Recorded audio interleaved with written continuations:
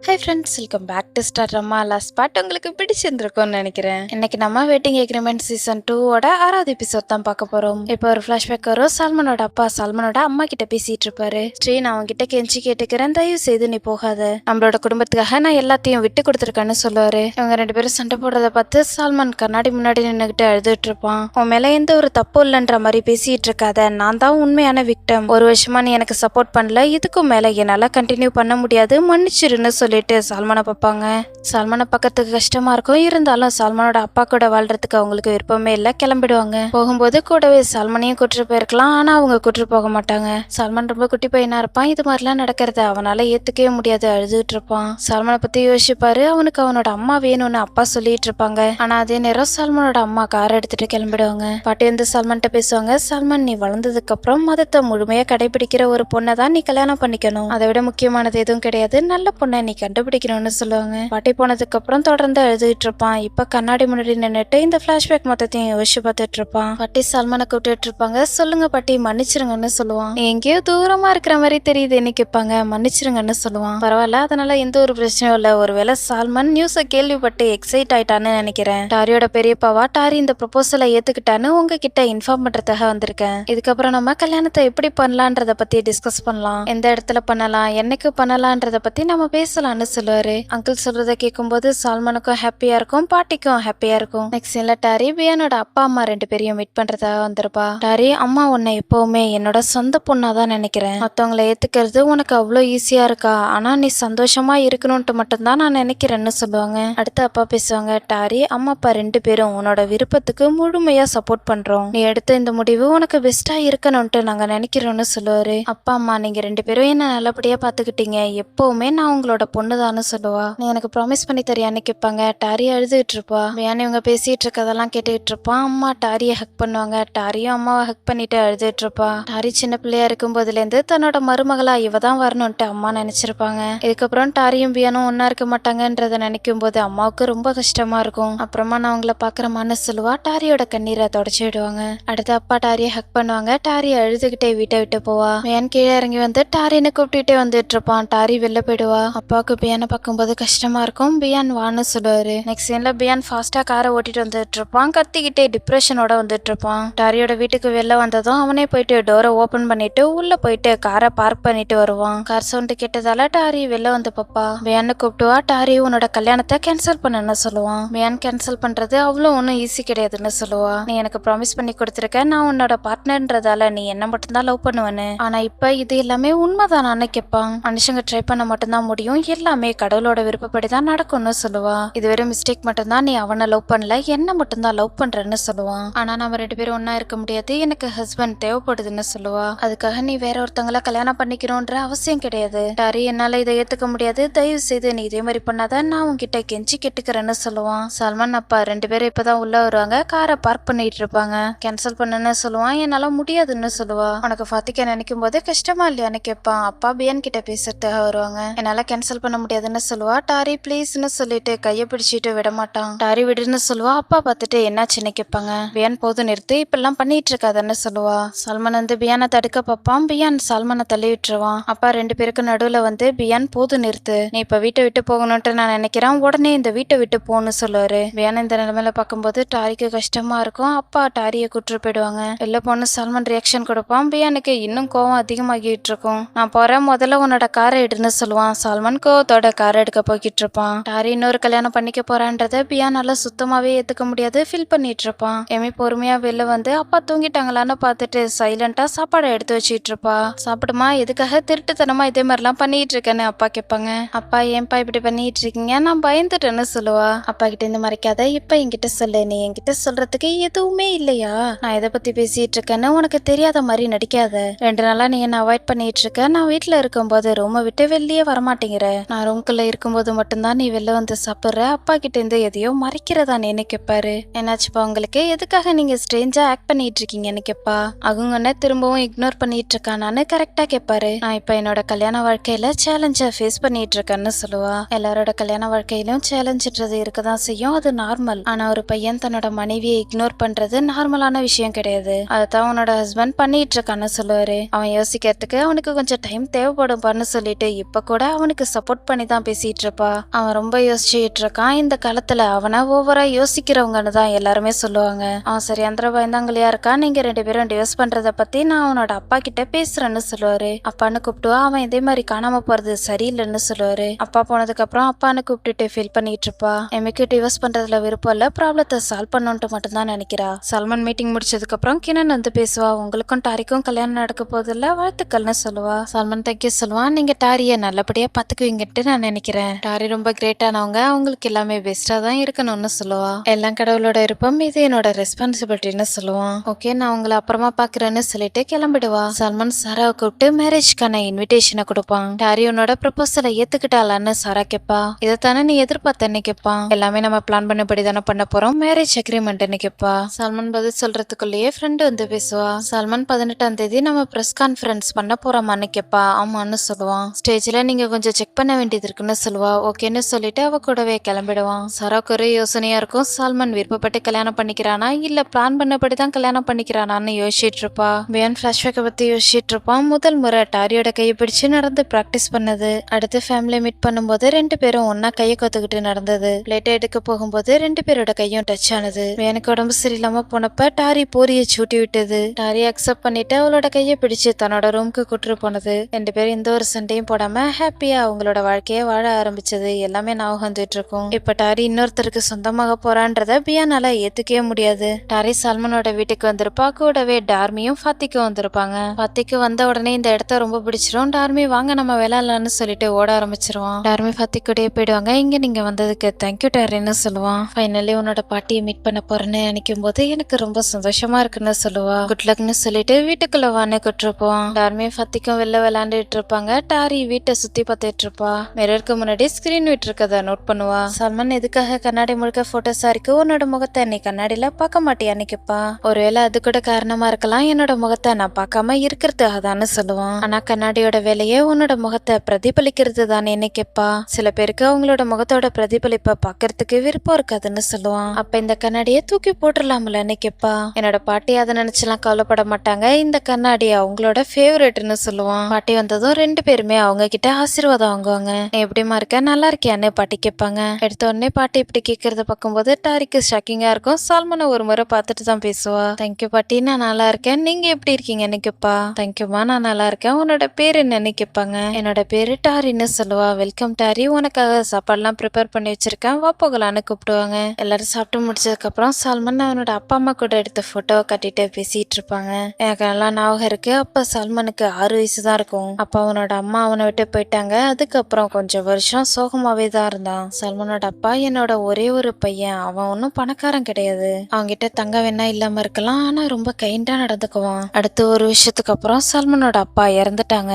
அப்பையில இருந்து சல்மான் என் கூட தான் தங்கியிருக்கான்னு சொல்லுவாங்க. அப்ப அவனோட அம்மா என்ன டாரிக்கப்பா, லாஸ்ட் டைம் சல்மானோட அம்மா அமெரிக்கால இருக்காங்கன்ட்டு நான் கேள்விப்பட்டேன். அமெரிக்கால உள்ள ஒருத்தரை கல்யாணம் பண்ணிக்கிட்டு அவரு கூட குடும்பத்தை நடத்த ஆரம்பிச்சுட்டா. தனக்குன்னு இந்தோனேஷியால ஒரு பையன் இருக்கான்றதையே மறந்துட்டா. சல்மானை பொறுத்த வரைக்கும் அவனோட அம்மா இறந்துட்டாங்க. அவன் சின்ன பிள்ளையா இருக்கும் போதே அவனோட அப்பா அம்மா டிவோர்ஸ் வாங்கிட்டு பிரிஞ்சு போனதை பார்த்தான். அதனாலதான் சல்மான் அவனோட மனைவியை தேர்ந்தெடுக்கிறதுல ரொம்ப கேர்ஃபுல்லா இருந்தான். உனக்கு தான் நன்றி சொல்லணும், நல்ல வேலை அவன் உன்னை மீட் பண்ணான்னு சொல்லுவாங்க. பாட்டி, நீங்க என்னை பத்தி ரொம்ப புகழ்ந்து பேசுறீங்கன்னு சொல்லுவா. நான் உண்மையதான் சொல்றேன், எனக்கு பார்த்தாலே தெரியுது நீ சல்மானுக்கு பொருத்தமா இருப்பன்னு சொல்லுவாங்க. பாட்டி, யாராலையுமே பெர்ஃபெக்டா இருக்க முடியாதுன்னு சொல்லுவா. அதுவும் உண்மைதான், ஆனா நீ கிட்டத்தட்ட பெர்ஃபெக்டா இருக்கன்னு சொல்லுவாங்க. எல்லாமே கடவுளோட விருப்பம்னு சொல்லுவா. நீ ரொம்ப அழகாவும் அமைதியான பொண்ணாவும் இருக்குன்னு சொல்லுவாங்க. சல்மானும் ஃபாத்திக்கும் ஒன்னா விளையாண்டுட்டு இருக்கத டாரி பாப்பா. ஃபாத்திக் வா வந்து சாப்பிடுன்னு டார்மி கூப்பிடுவாங்க. எனக்கு வேணான்னு சொல்லுவான். ஃபாத்திக் வா வந்து சாப்பிட்டு, நான் உனக்கு ஊட்டி விடுறேன்னு கூப்பிடுவாங்க. நான் இறக்கறதுக்குள்ள சல்மானோட குழந்தைய பாக்கணும்ட்டு நினைக்கிறேன், நான் என்னோட பேர குழந்தைய பாக்கணும்ட்டு நினைக்கிறேன்னு சொல்லுவாங்க.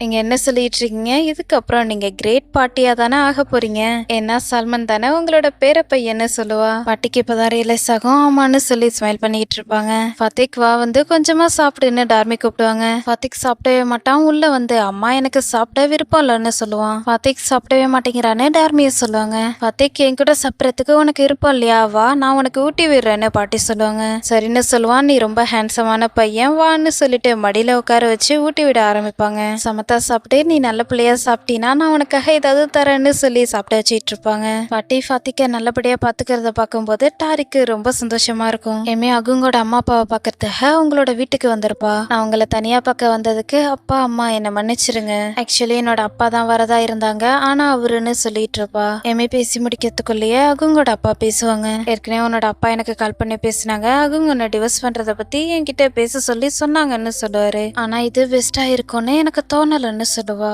இதை சரி பண்றதுக்கு வேற எந்த ஒரு வழியும் இல்லையான்னு அம்மா கேட்பாங்க. என்னன்னு கேட்பா. நீங்க 2 பேரும் பிரேக்கப் பண்ணக்கூடாதுன்னு நான் நினைக்கிறேன்னு சொல்லுவாங்க. நீங்க எதுக்காக என்னமோ என் மேல தப்பு இருக்கிற மாதிரி பேசுறீங்க?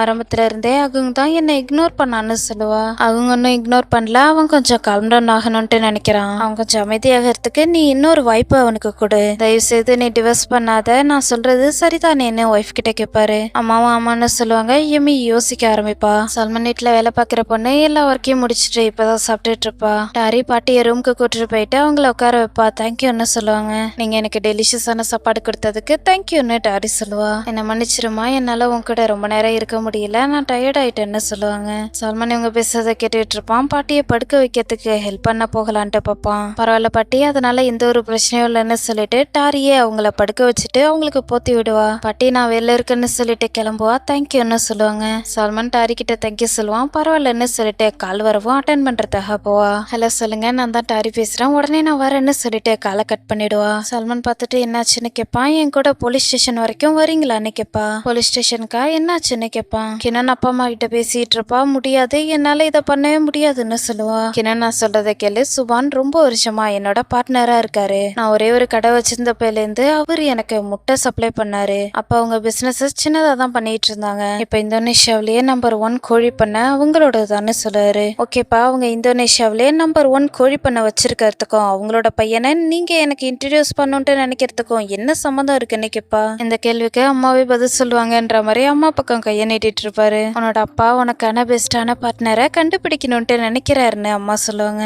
அண்ணனுக்கு நீங்க 2 பேரும் உங்க விருப்பப்படி கல்யாணம் பண்ணி வச்ச மாதிரி எனக்கு நீங்க பண்ண முடியாதுன்னு சொல்லுவா. ஒருவேளை எங்களோட சாய்ஸ் சரியில்லைன்னு நீ நினைச்சினா உன்னோட சாய்ஸ் பெட்டர்னு நினைக்கிறியா? கார்லி தான் பெட்டர்னு நீ நினைக்கிறியான்னு கேட்பாரு. நான் ஒன்னு கார்லி கிட்ட நம்மளோட ஃபேமிலி பிசினஸ் கொடுக்கணும்ட்டு நினைக்கலன்னு சொல்லுவா. கார்லி கிரணனோட ஃபியூச்சர் ஹஸ்பண்ட்னு நான் நினைச்சேன். நான் கிரணனை நம்பினேன், அதனாலதான் கார்லி கிட்ட ஃபேமிலி பிசினஸ் கொடுக்கணும்ட்டு நினைச்சேன். நான் எப்பவுமே உங்களோட ரிலேஷன்ஷிப்பை ஏத்துக்கல. அவனை பாரு, அவன் டேட்டூ வேற போட்டுருந்தான்னு சொல்லுவாரு. அப்பா நீங்க என்ன சொல்லிட்டு இருக்கீங்க? என்ன டேட்டூன்னு கேட்பா. நான் எனக்குன்னு பிரின்சிபல் வச்சிருக்கேன், அவன் சரி அந்த ஃப்ராப்பி பாய்ன்னு சொல்லுவாரு. அப்பா நீங்க என்ன சொல்லிட்டு இருக்கீங்க? ஃப்ராப்பி பாயா? யூனிவர்சிட்டியில இருக்கிற நாட்டி பாய்னு தானே சொல்ல வந்தீங்கன்னு கேட்பா. கிரண் நீ தப்பா சொல்லிட்டு இருக்க, நான் சொன்னது ஃப்ராப்பி பாய்ன்னு சொல்லுவாரு. அப்பா எல்லாருமே அவனை அப்படிதான் சொல்லுவாங்க, யூனிவர்சிட்டியில இருக்கிற நாட்டி பாய்னு தான் சொல்லுவாங்கன்னு சொல்லிட்டு இருப்பா. ஃப்ராப்பி பாய் தான் நீ கூகுள்ல சர்ச் பண்ணி பாருன்னு சொல்லுவாரு. இதுக்கு மேலேயும் விட்டா இவங்க 2 பேரும் இப்படியே பேசிட்டு இருப்பாங்கன்னு அம்மா பொறுமையை இழந்துருவாங்க. போதும் போதும் 2 பேரும் நிறுத்துங்க, இதோட அப்படியே விட்டுருங்க. முதல்ல நம்ம சுபானை மீட் பண்ணலாம், நீ அவரோட பையனை மீட் பண்ணு, அவனை பத்தி தெரிஞ்சுக்கோ. அவனோட பேரு அக்ஸா, ஓகேவான்னு கேட்பாங்க.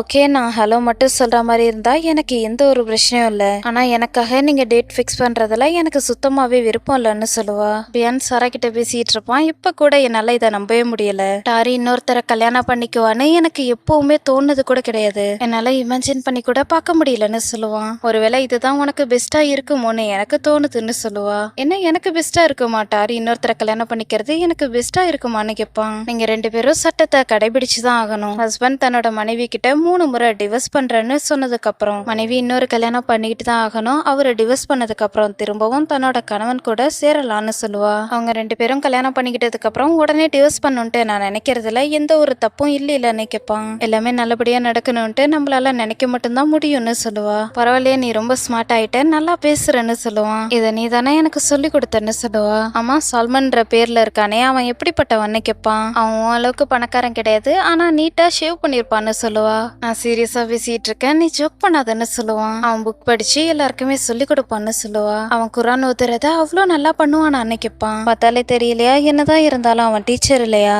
அவனோட குரல் மெலோடி மாதிரி இருக்குன்னு சொல்லுவா. எனக்கு சரஸ்வரதெல்லாம் கேட்கும்போது கஷ்டமா இருக்கும். தாரியோட ட்ரீம் ஹஸ்பண்ட்னு சொல்லிட்டு இருப்பான். பியான் வருத்தப்படுறத பார்க்கும்போது சாராவுக்கும் கஷ்டமா இருக்கும். சல்மான் டாரி 2 பேரும் போலீஸ் ஸ்டேஷனுக்கு வந்திருப்பாங்க. மிஸ் டாரி, நீங்க ஷூரா தான் சொல்றீங்களா இந்த பொண்ணு மேல நீங்க கேஸ் கொடுக்கலையா? ஃபயர் ட்ரக்க வச்சு உங்களோட வீட்டை பாழாக்குனதுக்காக நீங்க கேஸ் கொடுக்க விரும்பலையான்னு கேட்பாரு. ஆமா சார்னு சொல்லுவா. நீங்க ஷூரா தான் சொல்றீங்களான்னு கேட்பாரு. ஆமான்னு சொல்லுவா. அடுத்து ராணி கிட்ட பேசுவாரு. நீ கேட்டியம்மா, நல்ல வேலை டாரி ரொம்ப இறக்க குணம் உள்ள பொண்ணா இருக்காங்க, இல்லனா இந்நேரம் நீ ஜெயில இருந்திருப்பன்னு சொல்லுவாரு. ராணிக்கு இப்பதான் ரிலீஃபா இருக்கும். தேங்க்யூ டாரி, தேங்க்யூ சோ மச்னு சொல்லுவா. டாரி யாரும் எதுக்கு இந்த ஒரு பதில சொல்ல மாட்டா, லைட்டா ஸ்மைல் மட்டும் பண்ணுவா. எமே அவங்க வீட்டுக்கு கூட்டு வந்திருப்பா. எதுக்காக நீ திரும்ப வந்தானே அப்பா கேட்பாங்க. அப்பா நீ எம்மே கூப்பிடுவா, நீ அப்படியே போயிடுன்னு அவங்க துரத்துவாரு. அப்பா நீங்க இப்படிலாம் பண்ணாதீங்க, அவங்க மன்னிப்பு கேட்கறதா தான் வந்திருக்கான்னு சொல்லுவா. எப்போதும் இதே மாதிரிதான் காரணம் சொல்லிட்டு இருக்கான். திரும்பவும் இவன் காணாம போயிடுவான்னு சொல்லுவாரு. அப்பா தயவு செய்து எனக்கு நீங்க இன்னொரு வாய்ப்பு கொடுங்க, எனக்கு யோசிக்கிறதுக்கு கொஞ்சம் டைம் தேவைப்பட்டுச்சு, நான் என்னோட அப்பா வீட்டுக்கு போயிருந்தேன்னு சொல்லுவான். நான் ஏற்கனவே உன்னோட அப்பா கிட்ட கால் பண்ணி பேசிட்டேன், நீ எம்ஏ டிவோர்ஸ் பண்றதுதான் நல்லதுன்னு சொல்லுவாரு. அப்பா இது என்னோட கல்யாண வாழ்க்கை, உங்களோட வாழ்க்கை கிடையாது. இது வரைக்கும் அவன் பண்ண தப்பு எல்லாத்தையுமே ரிக்ரெட் பண்றான். நான் இவனை மன்னிக்கலான்ட்டு நினைக்கிறேன். எனக்கு டிவோர்ஸ் பண்றதுல விருப்பம் இல்ல, அதோட ஹஸ்பண்டை கண்டுபிடிக்கிறது அவ்வளோ ஒன்றும் ஈஸி கிடையாதுன்னு சொல்லுவா. அவன் பையனுக்கு டிவோர்ஸ் பண்றதுல விருப்பம் இல்ல, நான் எம்ஏ ரொம்ப லவ் பண்றேன்னு சொல்லுவான். அப்பா இதெல்லாம் கேட்டு சோகமாயிடுவாங்க. எம்ஏ போயிட்டு அப்பாவை ஹக் பண்ணுவா. அவங்க வந்து அப்பாவை ஹக் பண்ணலான்ட்டு பார்ப்பான். அப்பா தள்ளி விட்டுருவாங்க. அவங்க கஷ்டமா இருக்கும். எம்ஏ அவங்க பிடிச்சி அப்பாவை ஹக் பண்ண வைப்பா. மொத்தத்துல அவங்க எம்ஏயும் சேர்ந்துட்டாங்க. ரூமுக்கு வந்ததுக்கு அப்புறம் எம்மியோட கையை பிடிச்சிட்டு ஸ்மைல் பண்ணிட்டு பார்த்துட்டு இருப்பான். எம்மியோட ஹிஜாபை கட்டி விட்டுட்டு லவ் ஃபீலோட பார்த்துட்டு இருப்பான். கல்யாணம் ஆகி 3 வருஷம் ஆகியிருந்தாலும் இது வரைக்கும் இவங்க 2 பேருக்கு நடுவில் ரொமான்ஸ்ன்ற சாப்டர் ஓப்பன் ஆகி இருக்காது. இதோட இந்த சீன் கட் ஆகும். இப்போ இவங்க 2 பேருக்கு நடுவில் ரொமான்ஸ் முடிஞ்சிச்சு. 2 பேரும் மாத்தி மாத்தி வைக்கப்பட்டு இருப்பாங்க. அவங்க உன்னை பார்த்து எவ்வளவு நாளாச்சுன்னு சொல்லிட்டு இருப்பா. எம்மி நான் உன்னை ரொம்ப மிஸ் பண்ணேன்னு சொல்லுவான். நானும் தான் உன்னை ரொம்ப மிஸ் பண்ணேன்னு சொல்லுவா. கிணன ஃப்ரெண்டோட பையனை பார்க்கறதுக்காக கூப்பிட்டு வந்துட்டு இருப்பாங்க. அவங்க எல்லாம் வந்துட்டாங்களான்னு அம்மா கேட்பாங்க. ஆமா வந்துட்டாங்கன்னு அப்பா காட்டுவாங்க. அம்மானு கூப்பிடுவா. என்னாச்சு கிணன், நீ இதே மாதிரிலாம் பண்ணிட்டு இருக்காதானே அப்பா சொல்லுவாங்க. கிணன் அவங்க கூட வந்திருக்கிற பையனை பாப்பா நல்லா சாப்பிட்டுக்கிட்டு இருப்பான். அவனை பார்த்த உடனே ஷாக் ஆயிடுவா. அப்பா என்ன மன்னிச்சிருங்கன்னு சொல்லிட்டு ஓட ஆரம்பிச்சிருவா. அவங்க கிட்ட ஹாய் மட்டும் போது சொல்லாமலன்னு கேட்பாரு. இவளுக்கு என்னாச்சு, ஏன் இப்படி பண்ணிட்டு இருக்கான்னு அம்மா கேட்பாங்க. வா போகலான்னு சொல்லி அப்பா கூப்பிட்டு வந்துருவாங்க.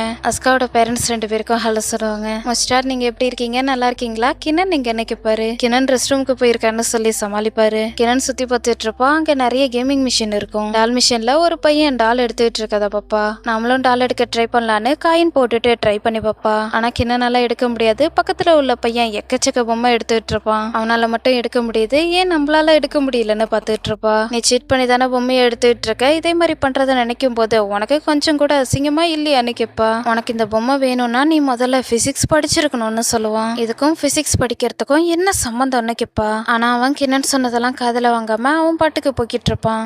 உன்னோட பொம்மையை விட்டு போறேன்னு கூப்பிடுவா. நீயே வச்சுக்கோன்னு சொல்லிட்டு போயிடுவான். அப்பா கால் பண்ணுவா, அட்டன் பண்ணுவா. சரிப்பா நான் வந்துடுறேன்னு சொல்லுவா. அந்த பையன் கொடுத்த பொம்மையை பார்க்கும்போது ஹாப்பியா இருக்கும். அப்பா அம்மா இருக்கிற இடத்துக்கு வந்துருவா. அந்த பையன் சாப்பிட்டுட்டு இருக்கதை பார்க்கும்போது ஷாக்கிங்கா இருக்கும். இந்த பையனையா நமக்காக பார்த்திருக்காங்கன்னு சுகமா பார்த்துட்டு இருப்பா. ஹலோ அங்கிள்னு சொல்லுவா. கிணன் நீ நல்லா இருக்கியான்னு கேட்பாரு. நல்லா இருக்கேன்னு சொல்லுவா. உனக்கு எந்த பிரச்சனையும் இல்லையில, நல்லா இருக்கியான்னு திரும்பவும் கேட்பாரு. என்னாச்சு அங்கிள், ஏன் நீங்க இப்படி கேக்குறீங்கன்னு கேட்பா. உன்னோட அப்பா நீ ரெஸ்ட் ரூமுக்கு போயிருக்கேன்னு சொன்னாங்க, அதனாலதான் உனக்கு ஏதாவது உடம்பு சரியில்லையோன்னு கேட்டேன்னு சொல்லுவாரு. அப்பெல்லாம் எதுவும் இல்ல, நான் நல்லா இருக்கேன்னு சொல்லுவா. நீங்க 2 பேரும் இதுக்கு முன்னாடி மீட் பண்ணது இல்லைன்னு கேட்பாரு. ஹலோ அஸ்கா, நான் கிணன்னு சோகமா சொல்லிட்டு இருப்பா. நீ எதுவும் கவலைப்படாத, என்னோட பேரு அக்மல், நான் அஸ்காவோட தம்பி, நீ எனக்கு ஈக்குவலா எப்பவுமே இருக்க மாட்டேன்னு சொல்லுவான். அக்மல் நீ இப்படிலாம் பேசக்கூடாதுன்னு சொல்லுவாரு. அஸ்கா வந்ததும் இவன் தான் அஸ்கா, அஸ்கா கிணன் கிட்ட நீ இன்ட்ரடியூஸ் ஆயிக்கோன்னு சொல்லுவாரு. என்னோட பேரு அஸ்கான்னு சொல்லுவான். என்னோட பேரு கிணன்னு சொல்லுவா. ஏற்கனவே டால் இருக்கும்போது பார்த்த பையன் தான் இப்ப வந்திருப்பான். கிணனுக்கு ஷாக்கிங்கா இருக்கும். அடுத்த பசங்க தனியா பேசிட்டு விட்டுட்டு பேரண்ட்ஸ் எல்லாரும் பேசிட்டு இருப்பாங்க. இது எல்லாமே நான் லண்டன்ல படிக்கும் போது நடந்தது. ஆரம்பத்துல நான் லண்டன்ல தான் படிச்சிட்டு இருந்தேன். அடுத்து காலேஜ் படிக்கிறதுக்காக நான் இந்தோனேஷியாவுக்கே திரும்ப வந்துட்டேன். கூடிய சீக்கிரம் நான் கிராஜுவேட் ஆயிடுவேன். என்னோட ஃப்ரெண்ட்ஸ் எல்லாருமே கிராஜுவேட் ஆயிட்டாங்க. நான் மட்டும் தான் இன்னும் கிராஜுவேட் ஆகல. அதை நினைக்கும் போது எனக்கு கொஞ்சம் கஷ்டமா இருக்கு. ஆனாலும் நான் அதை நினைச்சு பெருசா கவலைப்படல. எனக்கு பெருசா படிப்பு வரலன்றத நான் ஏத்துக்கிட்டேன். அதனால எனக்கு இது ஒன்னும் பெரிய பிரச்சனையா தோணல. உன்னை பத்தி சொல்லு, நீ காலேஜ் முடிக்கிறதுக்கு என்ன மாதிரியே ரொம்ப டைம் எடுத்துக்கிட்டியான்னு கேப்பா. 3 வருஷம்னு சொல்லுவான். இவனோட ஐக்யூ லெவல் 180ன்னு தம்பி சொல்லுவான். ஐக்யூ லெவல் 180, நீ என்ன மேஜர்ல படிச்சேன்னு கேப்பா. அண்ணன் பதில் சொல்றதுக்குள்ளேயே கம்ப்யூட்டர் சயின்ஸ்ன்னு தம்பி சொல்லுவான். என்ன இவன் பதில் சொல்லவே மாட்டேங்கிறான்னு கிணன் பாப்பா. என்னாச்சு, என்னோட அண்ணன் இப்படித்தான் ரொம்ப பேச மாட்டான்னு சொல்லுவான். எதுக்காக நீ இன்னும் சாக்லேட் சாப்பிட்டுட்டு இருக்கேன்னு கேப்பா. ஹைப்போகிளைசிமியான்னு சொல்லுவான். தம்பி என்ன சொல்றான்னு கிணனுக்கு சுத்தமாவே புரியாது. ஹைப்போகிளைசிமியாவா அப்படின்னா என்னன்னு கேப்பா. கூகுள்ல சர்ச் பண்ணி சோம்பேறியெல்லாம் இருக்காத, உன்னோட ஃபியான்சேவை பத்தி அதிகமா தெரிஞ்சுக்க ட்ரை பண்ணுன்னு சொல்லுவான். அக்மல் இப்படி பேசுறதெல்லாம் அஸ்காவுக்கு பிடிக்காது. அக்மல் நீ போன்னு சொல்லி ரியாக்ஷன் கொடுப்பான். அக்மல் போனதுக்கு அப்புறம் அவன் இப்படி பேசினதுக்கு மன்னிச்சிருன்னு சொல்லுவான். பரவாயில்ல, நீ மன்னிப்பு வைக்கணும்ன்ற அவசியம் கிடையாது, இதுல உன்னோட தப்பு எதுவுமே இல்ல. ஃபைனலி அவன் போயிட்டான். இப்ப நம்ம 2 பேரும் பேசுறது நல்லா இருக்கும்னு சொல்லுவா. பியான் இன்விடேஷனை பார்த்து ஃபீல் பண்ணிட்டு இருப்பான். பியான் நீ சாப்பிட்டியா, அம்மா உனக்காக சாப்பாடு வாங்கிட்டு வந்திருக்கேன்னு சொல்லுவாங்க. எனக்கு பசிக்கல, வேணான்னு சொல்லுவான். என்னாச்சு, உனக்கு பசிக்கலையான்னு அம்மா கேட்பாங்க.